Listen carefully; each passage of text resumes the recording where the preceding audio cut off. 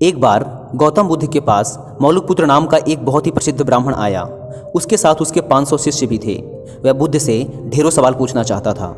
बुद्ध ने उसकी तरफ ध्यान से देखा और कहा, मौलिकपुत्र, मैं तुम्हारे हर सवाल का जवाब दूंगा, लेकिन मेरी एक शर्त है।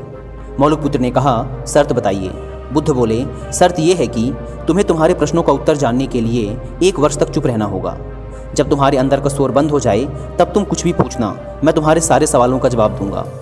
बुद्ध की यह बात सुनकर वहां मौजूद बुद्ध का एक शिष्य, जिसका नाम था सरीपुत्र, ठहाका मारकर हंस पड़ा। यह देखकर मौलिकपुत्र को बड़ा आश्चर्य हुआ। उसने बुद्ध के उस शिष्य से हंसने का कारण पूछा तो सरीपुत्र ने कहा, मैं भी कुछ सालों पहले ऐसे ही तुम्हारी तरह मन में बहुत सारे प्रश्न लेकर आया था। मेरे साथ तो 5000 शिष्य थे और मैं तुमसे भी बड़ा ब्राह्मण था। मन में बड़ा अभिमान था कि बुद्ध तो मेरे प्रश्नों का उत्तर दे ही नहीं पाएंगे, लेकिन बुद्ध की शर्तों के अनुसार 1 साल तक चुप रहा और अंत में मेरे पास कोई सवाल ही नहीं बचा। इस पर बुद्ध ने मौलिकपुत्र से कहा, मैं अपने वचन का पक्का हूँ, साल भर बाद जवाब जरूर दूंगा। 1 साल बीता और मौलिकपुत्र ध्यान में उतर गया। वह इतना मौन हो गया कि मन के अंदर की बातचीत भी खत्म हो गई। जब 1 साल बीत गया तो साल के आखिरी दिन बुद्ध ने उससे सवाल पूछने को कहा।